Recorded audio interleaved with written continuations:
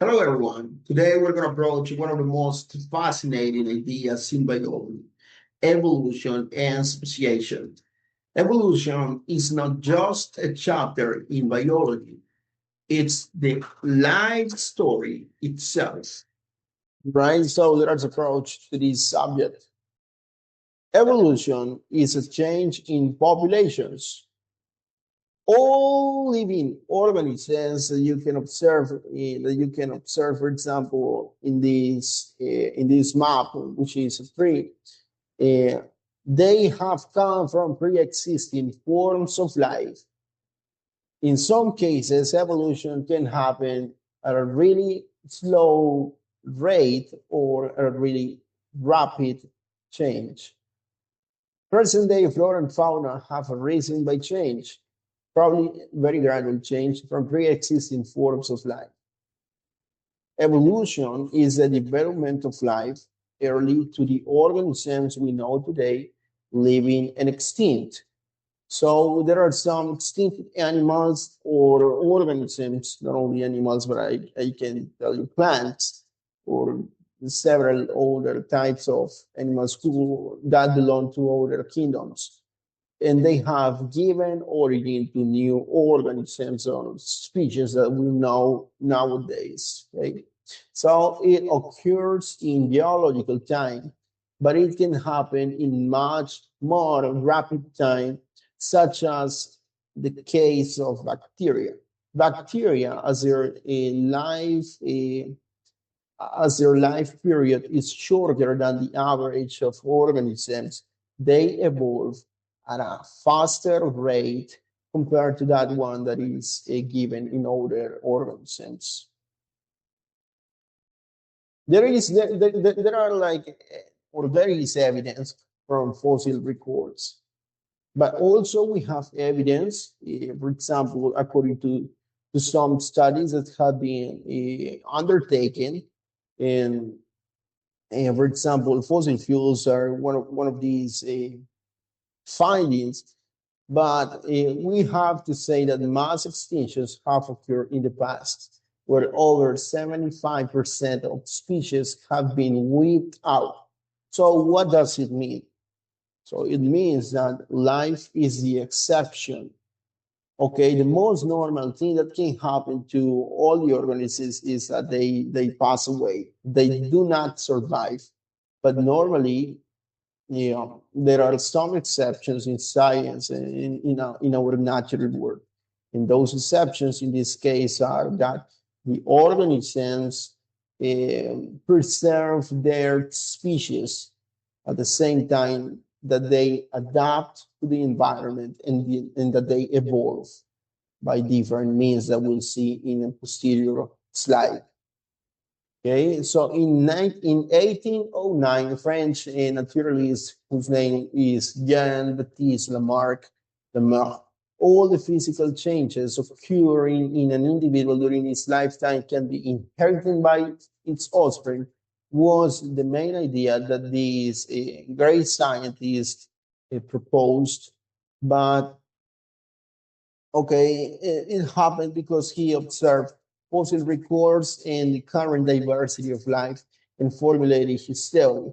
And okay, one of the examples that he proposed was that giraffes acquire long necks due to their ancestor that their ancestors stretched higher and higher into the trees to reach leaves so they could change their phenotype or physical traits or characteristics in their lifetime.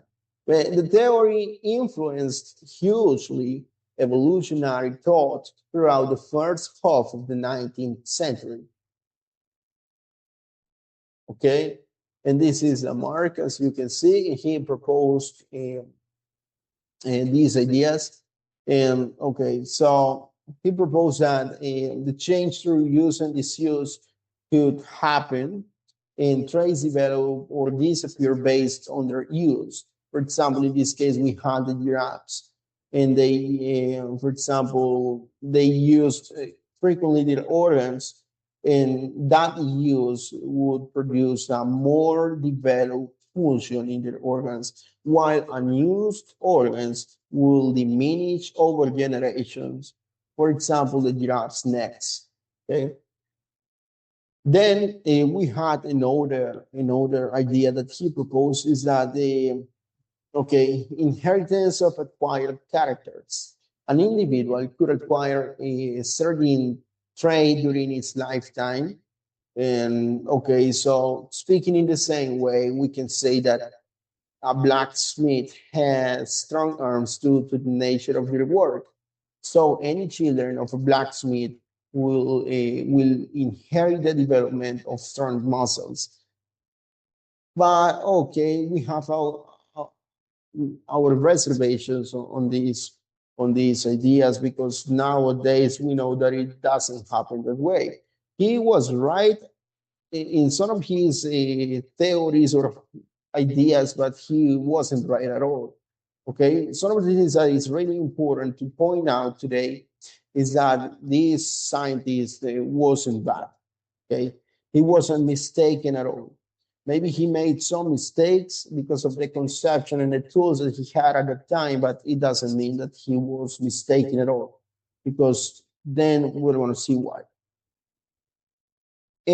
So we also have the third idea, that is the effect of environment and new needs.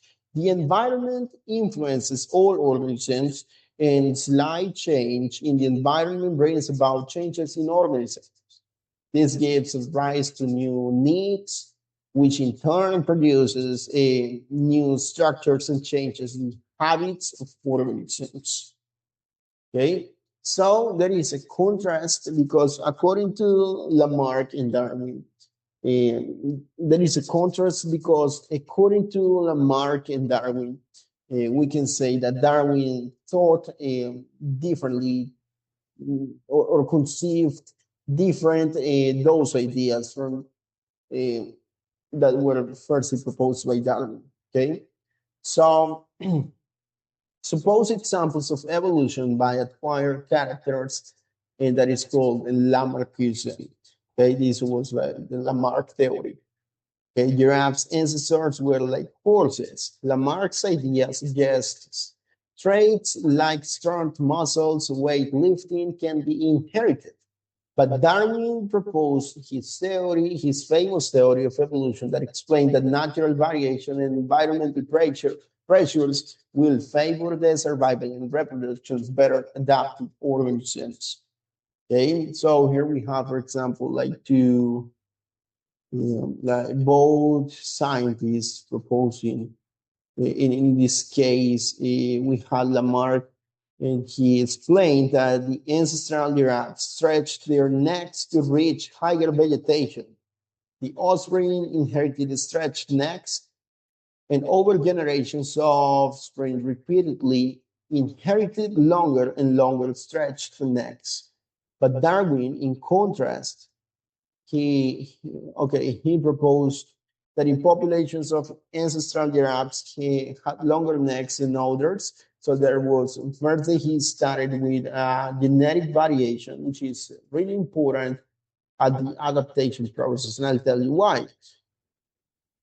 Because when you have like this diversity of genes that is called the genetic diversity, you'll have a higher chance to survive to the different changes produced in different ecosystems. Okay, so giraffes with longer necks were better adapted to the environment and had more offspring, also with longer necks. At the end, all of those traits were going to be favored by the natural pressure, the natural selection, or in some cases, artificial selection. And over the generations, the population evolved to have longer necks. And it doesn't happen. It doesn't happen only in giraffes. It happens in many species, including us. Okay, so for this, and there is strong DNA evidence. Genetics explains how evolution works and supports Darwin's theory of natural selection. Variation in a population is crucial and comes from random mutations in DNA producing new alleles. Mutations in reproductive cells can be inherited by the next generation, and only genetic changes, not traits, acquired during life, like muscles for an exercise, can be based on, in contrast to the theory that Lamarck proposed some years ago. The giraffe's long neck evolved because offspring with genes for longer necks had a survival advantage. And epigenetics, that is one of the emerging sciences that have supported the scientific evidence, that had supported the scientific evidence, showed us how the environment can affect, genetically speaking, our DNA expressions, and sometimes this is inherited. Okay, another idea that I'd like to point out today is that mutations are not only negative, they can be positive, or even they can be neutral. And evolution depends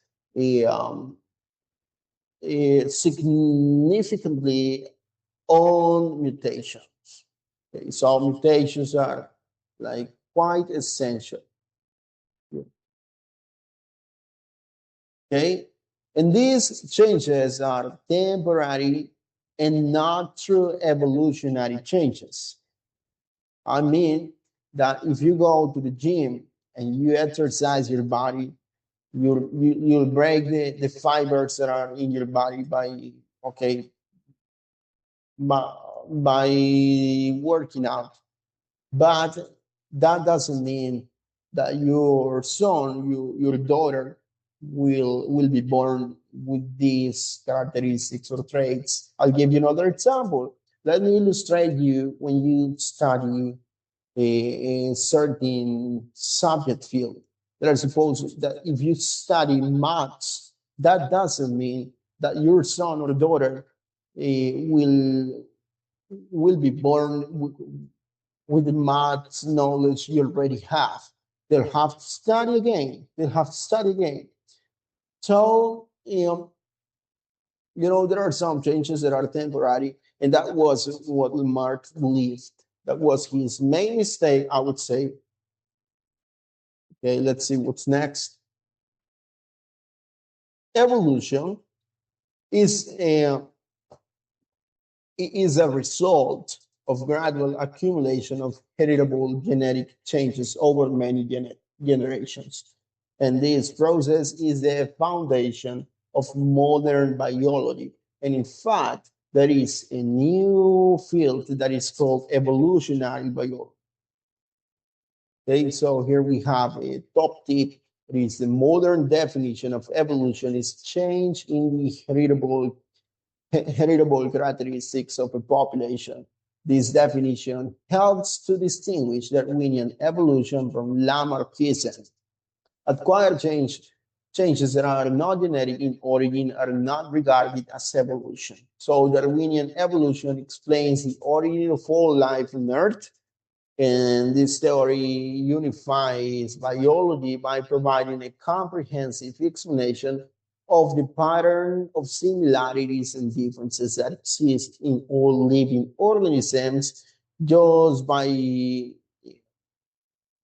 crossing different information, different species, by observing their similarities. And nowadays, with molecular evidence, we can say that Darwin was right, and that was like the base of biology nowadays.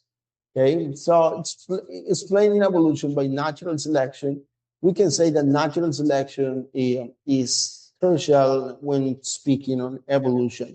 Why? Because natural selection is going to be like the bridge to make that different species evolve.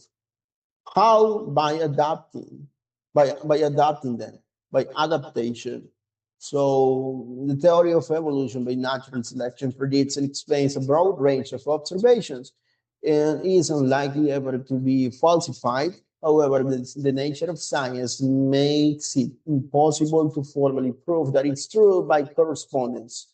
It is a pragmatic truth and is therefore referred to as a theory. Despite all the supporting evidence, the theory of evolution is is an empirical description of reality rather than being a mathematical theory that can be shown to be true through formal logic. In this way, the theory of evolution has the same status as, for example, the atomic theory in chemistry.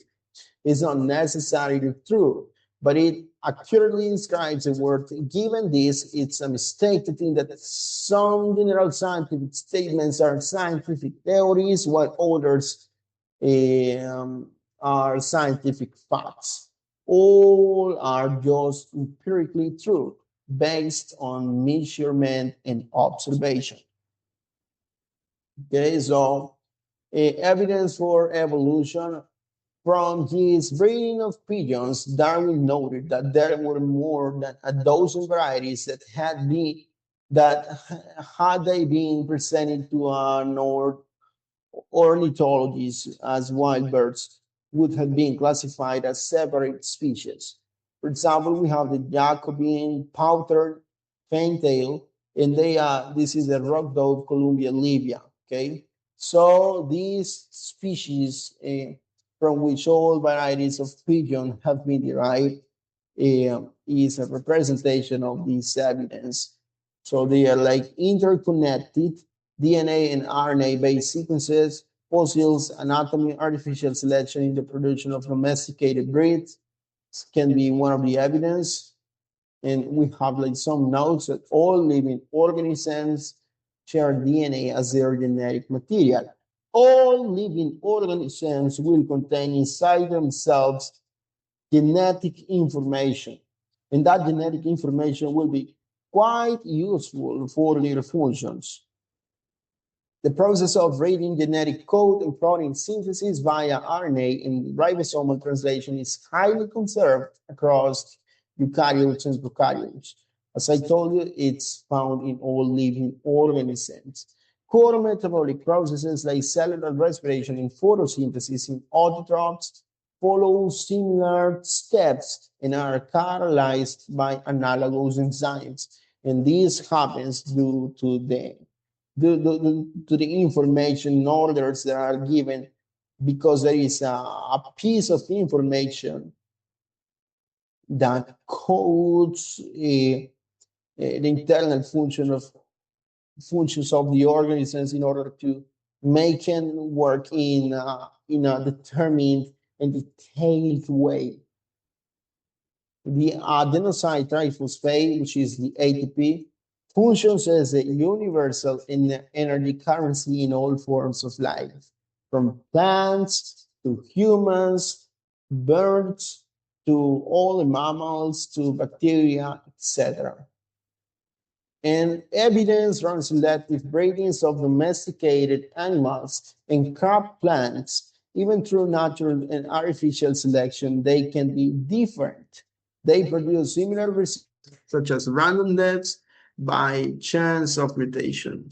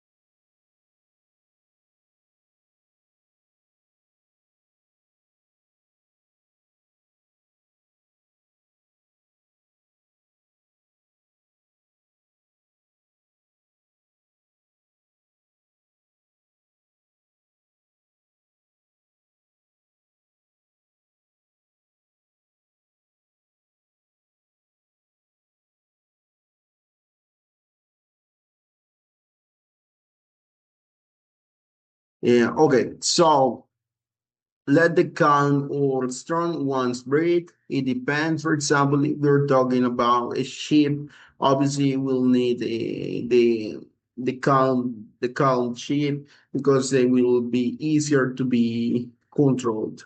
Okay, they lend themselves to do these things. But if we're going to choose, for example, an animal that will need to defend us, so we'll select the ones that are strong, or animals that will feed us. Okay, so I'll keep the best offspring, protect the herd so that it will survive 12 seasons. Over time, fully domesticated animals depending on people. An example is sheep, wild mouflon, early sow sheep, modern woolly, hornless, fatty breeds. So here we're going to observe these three different organisms. This is the wild sheep or European mouflon. Its name is Ovis aries musimon. It occurs today on Sardinia and Corsica. Here we got like soap sheep of the outer herring suggests to us what the earliest domesticated sheep looked like. And this is the modern selective breeding that has produced shorter animals with a woolly fleece in place of coarse hair and with muscle of higher fat content that at the end of the day will be a little bit of more useful. Also, we can apply selective breeding in crops. So here we got like selective breeding of wild mustard to create different types of vegetable. This is a wild mustard plant. Its name is Brassica oleracea. Oleracea. Brassica oleracea is going to give origin to these other variations of mustard. Okay, so here we got the other image that are like crops. They are cereal grasses that have been selectively bred from wild grasses. Okay, so this is the corn that we currently know and the one that we consume. But before this, okay, there was another white one that doesn't look so aesthetic. Okay, so while mustard, many vegetables, humans let the different traits, leaves, stems, buds, such as broccoli, kale, cabbage, cauliflower, Brussels sprouts. And okay, here we got like artificial selection equals, it will lead to fast evolution. The big variety in crops in animals show how quickly changes happen when humans choose traits. So we can intelligently, selectively choose the different traits to code the phenotype of an organism. So we also have the cereal grains, grasses. They will provide us main food, wheat, rice, oats, barley feed humans and livestock. They grow easily, store well, and give starch plus protein. What origin types? Starting the Fertile Crescent, minus 8,000 years ago. Winter wet, high yield, spring wet, faster but less productive. Okay, so that is the difference between these two. We also had a hard wet, it was bread, soft wet, pasta, and French bread. So all of these plants, they have a use. They got a purpose. And we have the maize corn from wild teosint in Mexico. Mexico today's hybrids bigger yield for resistant high yield. Okay, so here we got like a top tip in the IB program, and it says that today's grower and consumers seek the following maize characteristics: plants that grow vigorously in the local environment, climate, soil, drought resistant to diseases, and result in high yielding crops. Crops of fairly standard size, height, and width crops that are ready at the same time to facilitate harvesting. And this is a concept that I like to approach today with you, and it's going to be so useful in the IB program. And it's many modern food crops have been created by artificial selection, and that is part of diversity from wild ancestral populations. Selective breeding has enabled humanity to diversify its sources of food and provide sufficient yield to feed a growing population. We had the inquiry one, exploring and designing. Designing developed a laboratory experiment that investigates selective breeding plants. Okay, this is an exercise that you can visit if you want. You can type this address on your web searcher, and you can solve that exercise. This is an exercise that I normally assign to my students.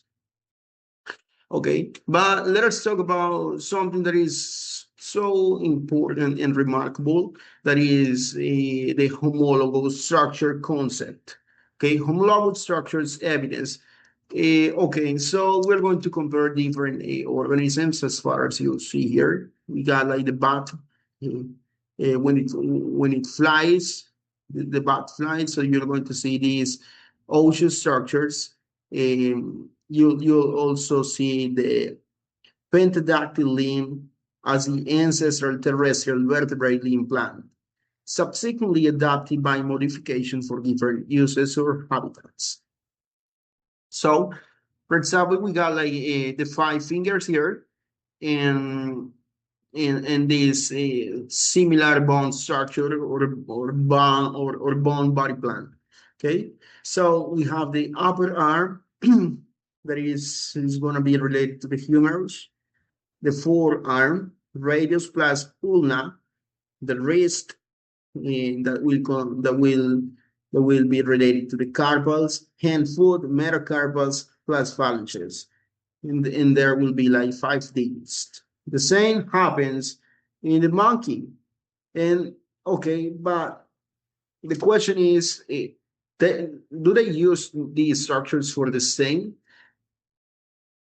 For the same aim, or for the same with the same purpose? No, they don't use it. For example, in monkey, they can use these structures to grasp, to climb on the trees. Also, but bats, they will use it. They will use them to fly. So it's quite important to analyze the use of these structures. Okay, so we have different functions in bats. For example, the wings will use these structures, but in humans, for example, we also have like 5 fingers. We're going to use the arm also in a different way, but the bone plan is similar. The body plan is almost equal. Okay, flipper, whale, for example. And okay, so all of these structures will have a common origin. They are the proof of a shared ancestry, that we all came from a similar common, from a common ancestor, that if you go molecularly speaking, farther and farther, you'll see that it's Luca, no? So the famous Luca. So we have the adaptive radiation, that one basic limb adapted to many uses. Okay, so here we got like the 4 limb in this bat. Is going to accomplish similar functions to the 4 limbs of these monkey, or of our 4 limbs. That is like protecting the organs, but they will modify. They will be modified according to the organism's habitat, because okay, we share the same common ancestor, but it doesn't mean that we have been in the same habitats and that we'll need those structures for the same purpose. I will explain you this in detail. No worries. So these are homologous structures, show adaptive radiation. Okay, so whale, for example, look, the pentadactyl also has a repercussion in the whale swimming, but they have different purposes. Look at the horse, for example, in running, no, but is similar. You can observe that it is similar. So the classification has an incidence in this because groups of organisms by evolutionary relationships are going to be classified, taking into account these homologous structures. Okay, so here we got like homologous structures are features that share a common evolutionary origin, but may serve functions that are quite different today. For example, the four limbs of a human, a bat, and a whale look different on the outside, but have the same underlying bone structure, showing they all come from a shared ancestor. And this is a result of divergent evolution when one ancestral species splits and evolves along different paths, adapting to different environments. Analogous structures, in contrast, perform a similar function, but come from different origins. Insects and bats both are going to have wings, but these structures evolve independently. And this occurs through something that is called convergent evolution, when unrelated species face similar selection pressures and end up developing similar adaptations. Convergent evolution can be seen not only in external traits, but also at the molecular level. Nowadays, with the advances of science, in the DNA, for example, in the DNA structure, in protein sequences, we are able to see that. Striking example is found in mammals. Most fishes are placental, while marsupials lack of placenta and raise undeveloped offspring outside the womb. Yet, despite the difference, many Australian marsupials closely resemble placental mammals from other parts of the world. Their similarity is not due to shared ancestry, but because both groups adapted in comparable ways to similar ecological niches. So homologous structures, they are related to a common ancestry, different functions, possibly divergent evolution is responsible of this. While or whereas analogous structures, they accomplish the same function, they have different origins, and they are related to convergent evolution. Okay, so here we can observe in the dragonfly, for example, the convergent evolution equals to locomotion through the air, shared selection pressure, both of them, dragonfly and the bat. Okay, they are related, but there is a divergent evolution that will break the bond between the invertebrates and vertebrates here, and they all come from a common ancestor. So from vertebrates, we'll have mammals. There is a subdivision here, and we'll have bats, and we'll have the dolphin. The dolphin will have the same forelimb, the same structure, but it accomplishes different functions.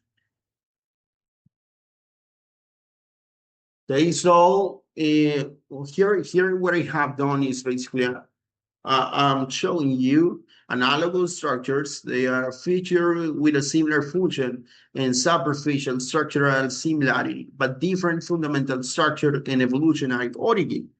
Artificial classification is basically classifying organisms on the basis of few self-evident features. We got convergent evolution, that is a process by which these related organisms independently evolve analogous traits due to similar selection pressures. So in this table A4.1.1 taken from the biology for the IB diploma program. Third, in higher education, basically we got like the analogous structures, they resemble each other in function, and homologous structures, they are similar in fundamental structure. Analogous structures, they differ in their fundamental structure, and homologous are similar in position and development, but not necessarily in function. Analogous demonstrate only superficial resemblances, and homologous, they are similar because of common ancestry. For example, wings of birds and insects. For example, well, what we saw here, okay? And homologous structures, they exemplify limbs of vertebrates. And there is a common mistake that normally students make. Do not confuse the terms homologous and analogous. Analogous structures are the ones that appear the same between different unrelated species due to similar selection pressures, whereas homologous are ones that may appear different but show common evolutionary origins from a common ancestor. Classification is based on homologous, not analogous structures. Okay, so look at the following pictures of a dolphin and the dogfish. Are these animals closely related? Which features may make you think that they are closely related? Okay, so then think about what you know about the groups of animals they are in. Are they in fact closely related? Which of the two would be more closely related to a human? Okay, so we got like a dolphin and we have a dogfish. So you can use these sites. This is another exercise that I normally leave to my students for them to solve it.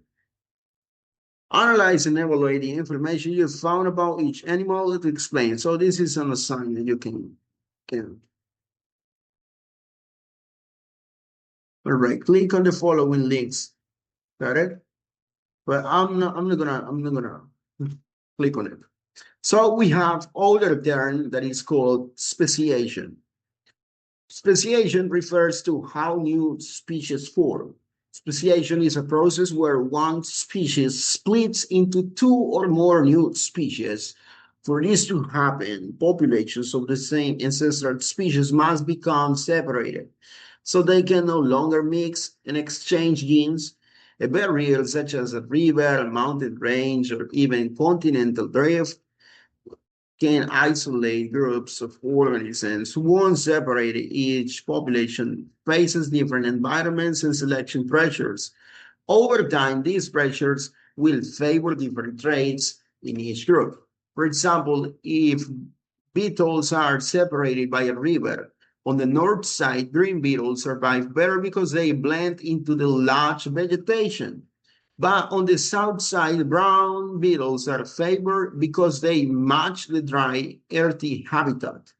Eventually, the two groups become so different that they can no longer interbreed, reproduce, and produce fertile offspring because it's not going to be genetically speaking viable.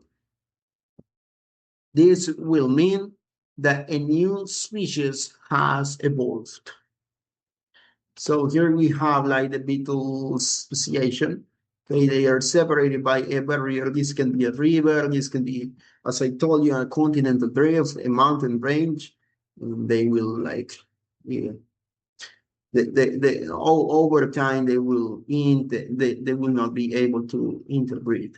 Okay, and they will produce a new species.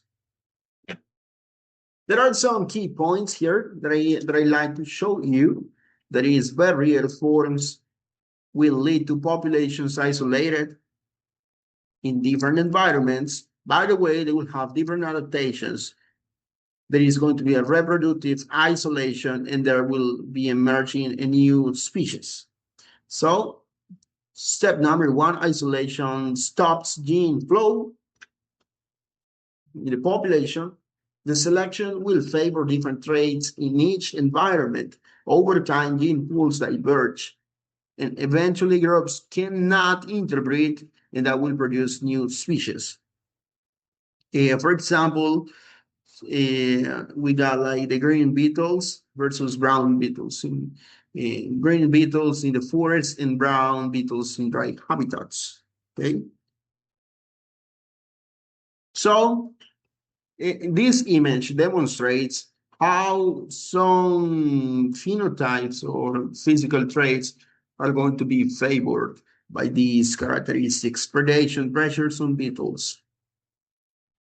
Okay, there is another common mistake that the IB program demonstrates here. it is not correct to say that speciation is evolutionary change over time in species. Speciation is a splitting of a species into two or more separate species. Do not confuse the term speciation for species classification and taxonomy.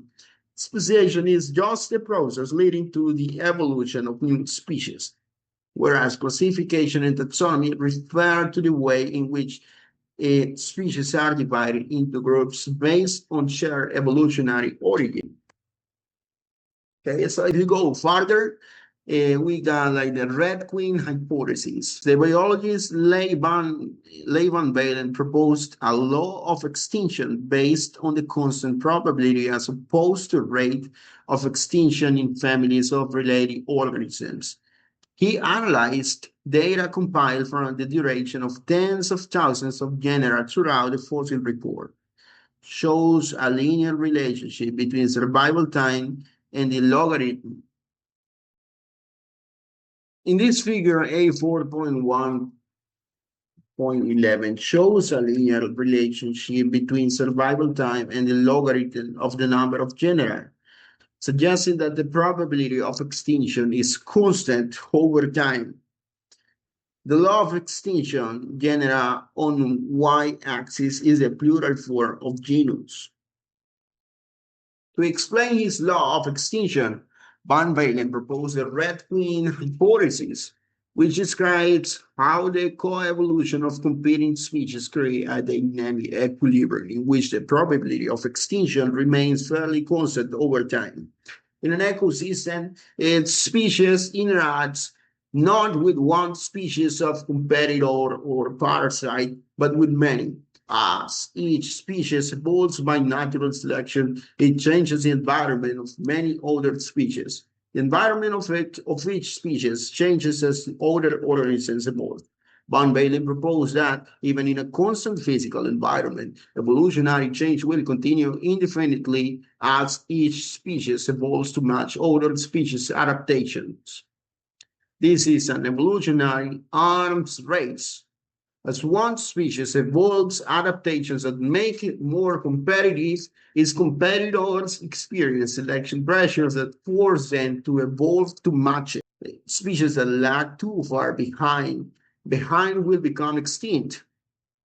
In terms of speciation, the barrier, for example, a river need not separate two physically different environments. Even in the same environment, two isolated populations will go on evolving due to the Red Queen process and get more and more different to the point where they cannot interbreed. The hypothesis is named after a remark made by the Red Queen in Lewis Carroll's Through the Looking Glass, where she told Alice that it took all the running she could do to keep in the same place. So we got different types of concepts here to approach. They are like geographical isolation, they are barriers, rivers and mountains. Human activity also can produce it. They will produce a split population, and the genes will stop. Okay, so it basically will end up in a stop gene flow. We also have different selection pressures. Each isolated group adapts to its own environment. Genetic divergence, that is a mutation, natural selection, and genetic drift act independently in each group. Reproductive isolation also. Eventually, groups cannot interbreed, and that will lead to new species. Example, in this case, can be, for example, the Congo River separating chimpanzees from the north and bonobos from the south. River splitting, beetle populations, green versus brown ones, the ones that we had seen before. So this is a map that I designed for you. I hope that it will help you to understand this in the easiest way. So here we got like the isolation that is produced by a physical barrier and natural habitat. became divided when a river broke its bank and took a new route. Okay, so these are species of forest, plants, or animals can be included here, or both simultaneously. So later, the river has formed a new route, but these species, with time, they will be isolated, and we will turn into small isolated populations of species that may evolve into separated species. This is a geographical barrier. There are differences between chimpanzees and bonobos. The chimpanzee, that is called the pan-troglodytes, is going to be larger, but the bonobo, that is called pan-paniscus, is going to be smaller. Chimpanzee is going to be male dominated. Its hierarchy is basically based on the male dominated societies, but the bonobos will have the female dominated societies.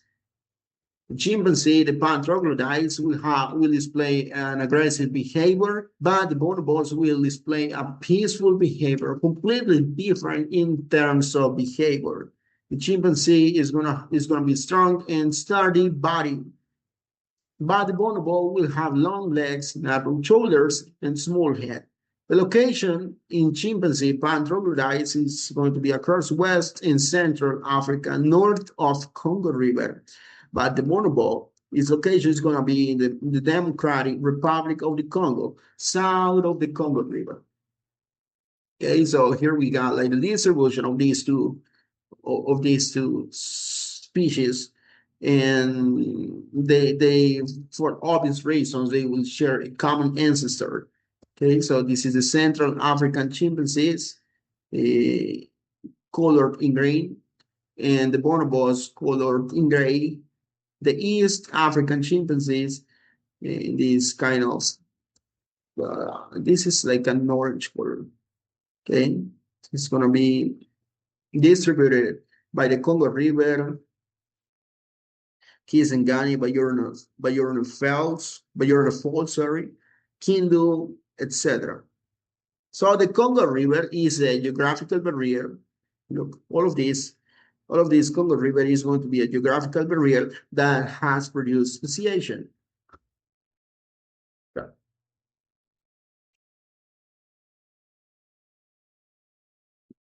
So chimpanzees and bonobos, they present divergence. They diverge from a common ancestor from 1 to 2 million years ago. There is the original theory that explains that the Congo River formed during the Pleistocene. The Pleistocene was minus 1.5 million years ago and separated both populations. There are different environments on each side, evolution into two species. There is a new evidence that was found in 2015. Congo River has been a barrier for at least 34 million years. And the hypothesis is that during the low river levels in the Pleistocene, founder populations of ancestral bonobos crossed, leading to present-day bonobos. Okay, now I'd like to approach this concept that is called allopatric versus sympatric speciation. There are two types, there are two main categories here that are allopatric and sympatric. Speciation is a slow and gradual process that requires some form of isolation. Allopatric speciation occurs when populations are separated by a geographical barrier, the ones that we saw before, okay? Such as mountains, rivers, continental drifts, etc. And that will prevent interbreeding in a low divergence. But the sympatric speciation is quite different. In contrast, it takes place without physical separation. It is driven by reproductive isolation, which may result from temporal differences in breeding seasons or from behavioral traits, such as the elaborate courtship displays of birds of paradise. This is an excellent example. The male bird of paradise bottom displays to a potential female mate top who looks on. Okay, so this is a behavior. So this happens because also behavioral traits contribute to sympatric speciation.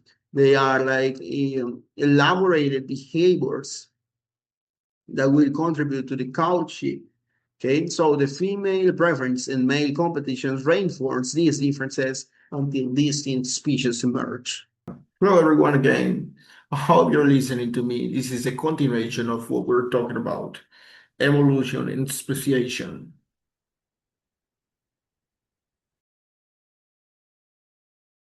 Hello, everyone, again. I hope you're listening to me. This is the continuation of what we're talking about, evolution and speciation.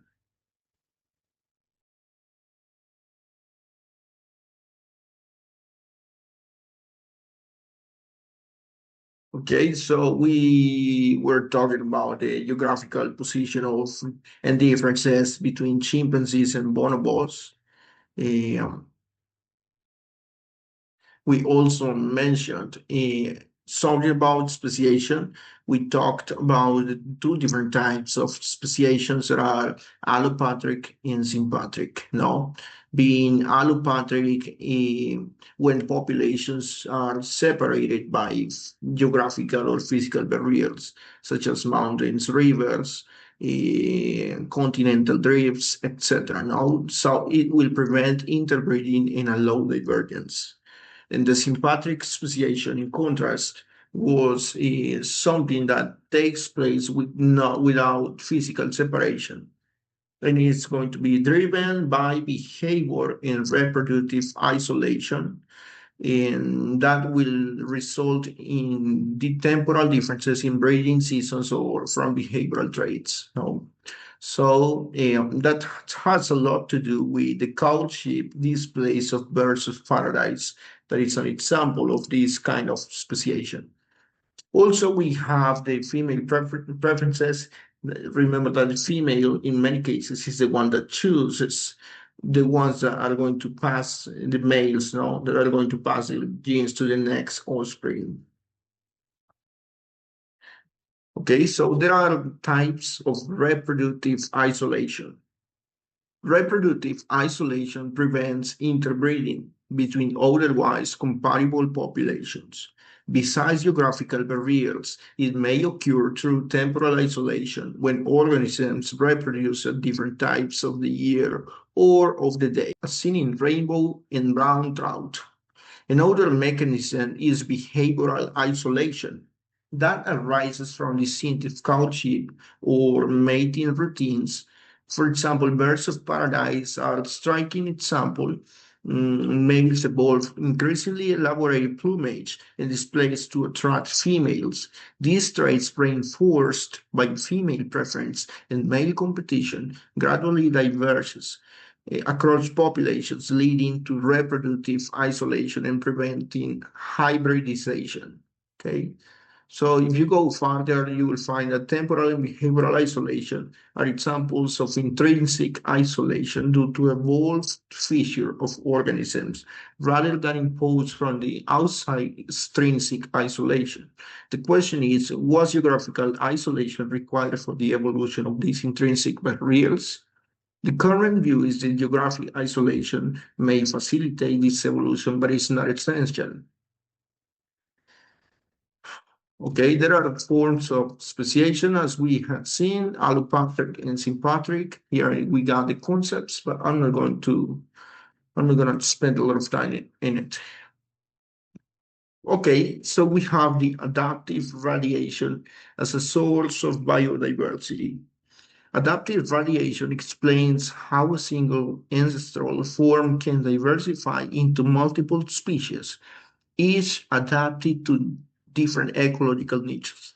A classic case is in the Galapagos finches, whose genetically determined big variations reflect distinct feeding strategies. These birds, later studied in detail by David Lack, became known as Darwin's finches, offering a great evidence for natural selection. Okay, so here we got like the finches and the adaptive radiation. The many related finch species in the Galapagos coexist because their big shapes allow them to explore different food sources. You can observe their shapes, the shapes of beaks depend on their diet, no?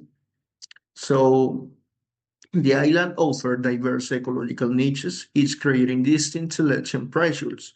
Over time, this drove to emergence of multiple finch species. For example, the warbler finch, that is the Certidia olivacea, and the cactus finch, that is the Geospis scandens.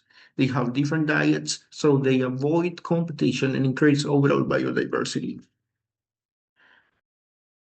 There are some barriers to hybridization in hybrid sterility. Okay, now let's talk about barriers to hybridization in hybrid sterility. Courtship behaviors can act as natural barriers, preventing interbreeding and driving sympatric speciation. In other cases, differences in chromosome number result in sterile hybrids, as seen in the mule. Barriers to interbreeding arise either before fertilization, pre-zygotic isolation, or after fertilization, post-zygotic isolation, ensuring reproductive separation between closely related species. Okay, so this is like a summary of reproductive isolating mechanisms. We got the pre-zygotic reproductive isolation, preventing of mating due to habitat differences that prevent mating, behavioral differences such as different mating rituals, temporal differences such as being fertile at different times of seasons. The post-zygotic reproductive isolation, in contrast, will contain hybrids formed that are not viable in die quickly. Hybrids form are infertile because the chromosomes cannot pair up in meiosis to produce haploid gametes. Hybrids are less fertile, which with each successive generation fewer survive, leading to them eventually all dying out. And we have the abrupt speciation in plants too, because it not only happens in animals but in plants. We got the polyploidy, that is an extra set of chromosomes, very common in plants, but is rare in animals. In fact, this is an uncommon concept. How it happens, we got like the 2N gamete plus an N gamete, it will form 3N, which is a triploid infertile. We got also the 2N gamete plus 2N gamete, it will be the tetraploid fertile newt species. Types of polyploidy, we have the autopolyploid, which is equals to double one genome, and allopolyploidy, mixing two species genomes plus doubling it. Okay, so explain how many crops, wheat, peanut, strawberry are polyploids.